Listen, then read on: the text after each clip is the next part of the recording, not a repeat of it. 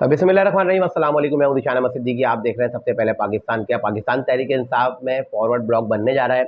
और ये forward block किसकी सरबराही में बनेगा, मैं इस पर बात करूंगा। लेकिन इससे पहले बात करता हूँ, आज है 22 अक्टूबर और नए चीफ जस्टिस ऑफ पाकिस्तान की तैनाती। इस पर मैं पहले बात करूँ। आज जो है चीफ जस्टिस ऑफ पाकिस्तान जो है जो 12 रुकनी जो एक कमेटी बनी है, जो पार्लिमानी कमेटी बनी है, जिसने अब ये फैसला करना है कि मुल्क में आइंदा आने वाले चीफ जस्टिस ऑफ पाकिस्तान कौन होंगे। आज चीफ जस्टिस ऑफ पाकिस्तान की जानिब से जो है 3 नाम उनको भेजे जाएंगे उस कमेटी में। और उस कमेटी में मैंने कल आपको बताया था कि 3 नाम है, जिसमें जस्टिस मंसूर अली शाह है, जस्टिस मुनीब अख्तर है और जस्टिस याहिया अफरीदी हैं। अच्छा, मैंने कल अपने ब्लॉग में बताया था कि मुमकिन तौर पर जस्टिस याहिया अफरीदी जो है नए चीफ जस्टिस ऑफ पाकिस्तान हो सकते हैं। अच्छा, ये जो 12 रुकनी कमेटी जो है, अब इसमें कुछ तब्दीली आई है। और अब क्योंकि ज़ाहिर सी बात है, एक मशावरती अमल होता है ना। और मैं ये भी बताता चलूँ, ये 12 रुकनी कमेटी में 3 अरकान जो है पाकिस्तान तहरीक इंसाफ के भी हैं। अच्छा, इस जो आईनी जो तरमीम हो रही थी, ये जो सारा अमल जो हुआ है, सारे अमल में पाकिस्तान तहरीक इंसाफ ने जो है एतराज़ किया है। और इस आईनी तरमीम में उन्होंने कोई हिस्सा भी नहीं लिया। लेकिन ये जो कमेटी बनी है 12 रुकनी, इसमें जो है 3 मेंबर पाकिस्तान तहरीक इंसाफ के शामिल हो गए। और अच्छी बात है, पाकिस्तान तहरीक इंसाफ के 3 लोग शामिल हुए हैं। पाकिस्तान तहरीक इंसाफ ने मेरे ख्याल से अब कोई समझ-बूझ का फैसला किया है, क्योंकि पार्लियामेंट में रह के आप अच्छे अंदाज में जो है अपना दिफा कर सकते हैं, अपनी लड़ाई लड़ सकते हैं, जो आपका हक है आप उसकी बात कर सकते हैं। तो अब ये मैंने बात की कि 12 रुकनी जो ये कमेटी अब ये फैसला करेगी कि नए चीफ जस्टिस पाकिस्तान कौन होंगे। तो अब थोड़ा-सा जो है अब इसमें मुशावरती अमल है, ज़ाहिर-सी बात है कि वो फैसला करेंगे कि किसको हमने जो है चीफ जस्टिस ऑफ पाकिस्तान बनाना है। अगर हम बात करें जस्टिस मंसूर अली शाह साहब की, तो वो एक सीनियर तरीन जज हैं और उनका किरदार बिल्कुल बेदाग रहा है। उनका कभी ऐसा कोई नहीं रहा कि उन्होंने जो है किसी की हिमायत की हो, या इनका कोई किसी से कोई सियासी ताने-बाने मिले हों।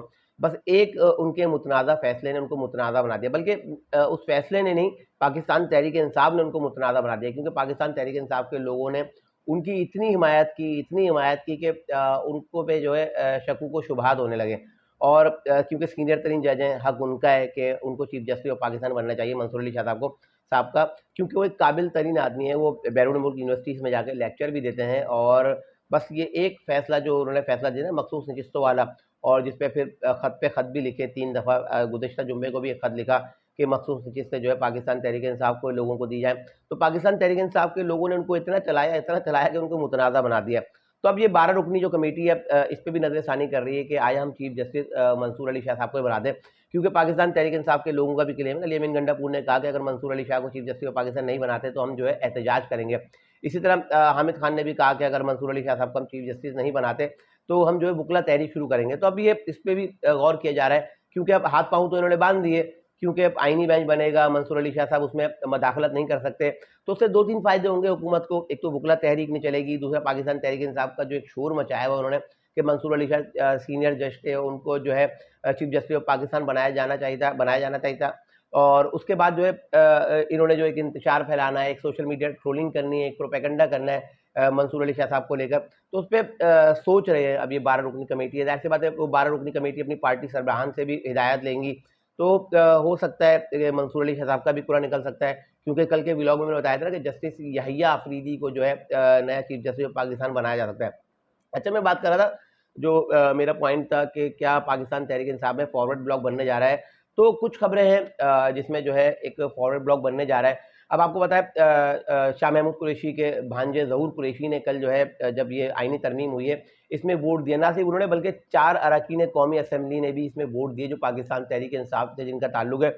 और उनके खिलाफ आपको पता है पाकिस्तान तहरीक इंसाफ के लोग जो है ट्रोलिंग कर रहे हैं, सोशल मीडिया में उनके खिलाफ जो है प्रोपेगेंडा कर रहे हैं। और सारा जो एक तरीक़ेकार है इनका, वो उन्होंने शुरू किया हुआ है। बल्कि ना सिर्फ इनके खिलाफ, बल्कि मौलाना फजल रहमान साहब के खिलाफ भी इन्होंने, क्योंकि इससे पहले तो वो वालिद का दर्जा दे दिया था, लेकिन जब ये आईनी तरमीम हुई तो फिर आपको पता है कि इनका तरीक़ाकार क्या होता है। तो अब जो है शाह महमूद कुरैशी साहब के हवाले से मैं आपको बताता चलूँ कि हो सकता है कि जो मेरे पास कुछ ज़राए से खबर है और ठोस ज़राए उसके ज़रिए, कि पाकिस्तान तहरीक इंसाफ में अब जो है फॉरवर्ड ब्लॉक बन सकता है। क्योंकि अली अमीन गंडापुर ये शोर कर रहे हैं ना गद्दार गद्दार के, क्योंकि अली अमीन गंडापुर पे खुद गद्दारी का टैग है। और खुद पाकिस्तान तहरीक इंसाफ के सोशल मीडिया एक्टिविस्ट, यूट्यूबर्स, वो खुद कहते हैं कि अली अमीन गंडापुर सबसे बड़े गद्दार है। क्योंकि अब ये खान साहब से मिलने भी नहीं जा रहे, ना इनको दरख्वास्त दे रहे हैं कि मुझे इमरान खान साहब से मिलना है। अब इमरान खान साहब के क्यों नहीं जा रहे, सबको पता है। क्योंकि अब ये इमरान खान साहब के पास जाएंगे तो इनकी उन्हें खिंचाई सही वाली। तो अली अमीन गंडापुर जिन पे खुद गद्दारी के टैग लगे हुए, खुद पाकिस्तान तहरीक इंसाफ के लोग कहते हैं कि अली अमीन गंडापुर गद्दार है। तो अली अमीन गंडापुर कह रहे हैं कि इमरान खान की पीठ पर छुरी जिन्होंने घोंपी है और जो इमरान खान साहब के गद्दार है, हम उनको नहीं छोड़ेंगे, उनका पीछा करेंगे। तो शाह महमूद कुरैशी साहब की सरबराही में जो एक फॉरवर्ड ब्लॉक जो है कौमी असेंबली में बनने जा रहा है। तो ये कुछ ज़राए से मेरे पास खबर आई है कि शाह महमूद कुरैशी की जल्द जो है अभी ज़मानत भी हो जाएगी, वो बाहर भी आ जाएंगे और पाकिस्तान तहरीक इंसाफ का एक नया फॉरवर्ड ब्लॉक बनेगा। क्योंकि अब शाह महमूद कुरैशी साहब को अब तक समझ में आ गई होगी कि जैसा वो सोच रहे थे कि शायद जो है एकदम इनकलाब आ जाएगा और इनकलाब आने के बाद शाह महमूद कुरैशी साहब को वो सब कुछ हासिल हो जाएगा जिसके वो ख्वाब देख रहे थे। तो यकीनी तौर पे अब जो है शाह महमूद कुरैशी साहब को जो है हकीकत खुलकर सामने आ गई होगी, आश्कार हो चुकी होगी कि जैसा हम सोच रहे थे वैसा कुछ नहीं है और हकीकत कुछ और है। क्योंकि आप रियासत से, अपनी फ़ौज से, अपने हुक्मरान से आप अगर पंगा लेते हैं, लड़ते हैं और उनके खिलाफ अगर आप लड़ते हैं, तो यकीनी तौर पर नाकामी आपका मुकद्दर होती है। तो शाह महमूद कुरैशी साहब को अब ये चीज़ जो है नज़र आ चुकी है, उनको समझ आ गई होगी। बहुत जल्द जो है शाह महमूद कुरैशी जो है ज़मानत पर बाहर आएंगे और आप देख लीजिए कौमी असम्बली में एक फॉरवर्ड ब्लॉक बनने जा रहा है पाकिस्तान तहरीक इंसाफ का। चंद लोग रह जाएंगे इमरान खान साहब के साथ, इनके सोशल मीडिया एक्टिविस्ट, यूट्यूबर्स, कुछ इनके पुराने जो लोग हैं वो सिर्फ इमरान खान साहब के साथ खड़े रहेंगे, बाकी लोग जो है शाह महमूद कुरैशी के साथ जो है चले जाएंगे। ये थी आज की कुछ इंतहाई अहम खबर जिससे हमने हजरत इंशाल्लाह मजीद खबरों और नए तजज़िये के साथ फिर हाजिर हूँगा। तब तक के लिए याद दीजिए, अल्लाह हाफिज़।